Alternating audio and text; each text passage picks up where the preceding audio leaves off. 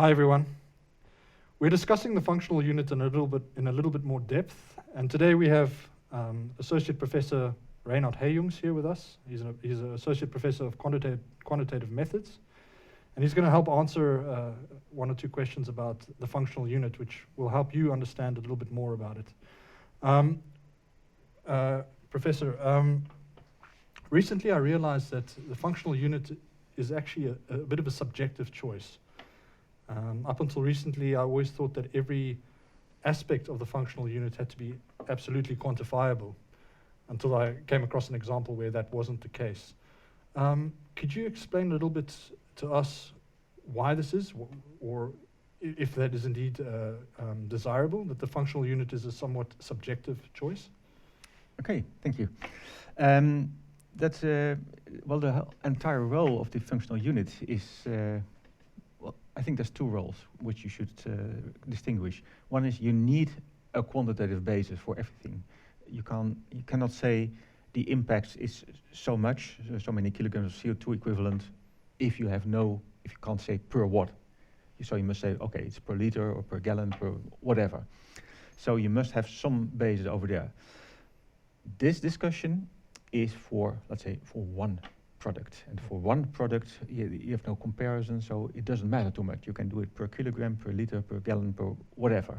Of course, the amounts, the impact magnitude will differ, but no problem with that.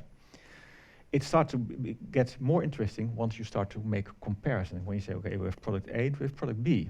And of course, the idea is about that they are comparable in some way. That you say, okay, I can choose between product A or product B, and then you want to have them the same basis. I mean, you want to have, okay, I can drink coffee or I can drink tea, 1 liter versus 1 liter, for instance. And then you quantify them and you say, okay, the carbon footprint of coffee is more than for 1 liter of tea, for instance. You can make such calculations.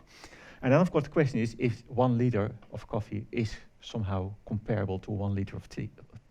And you may think, well, okay, 1 liter is 1 liter, yeah, and it's about having beverage.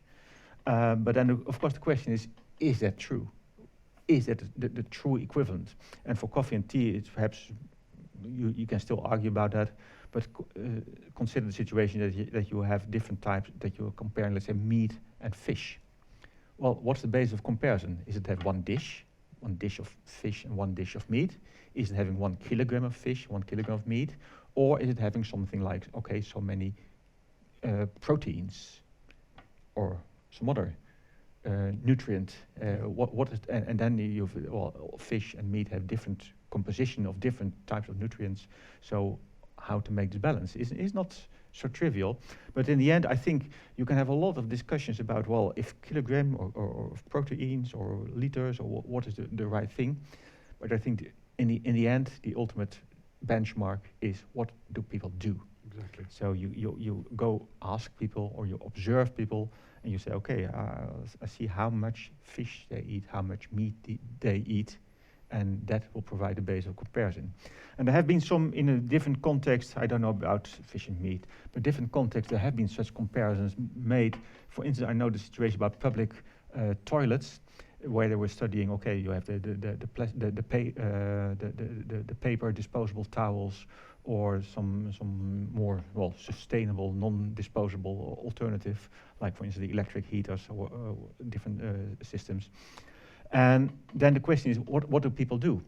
Do they take 1 paper towel? Do they take 2? And you can argue about it, have things about the recommended way of using it, but the ultimate benchmark is, of course, what do people do?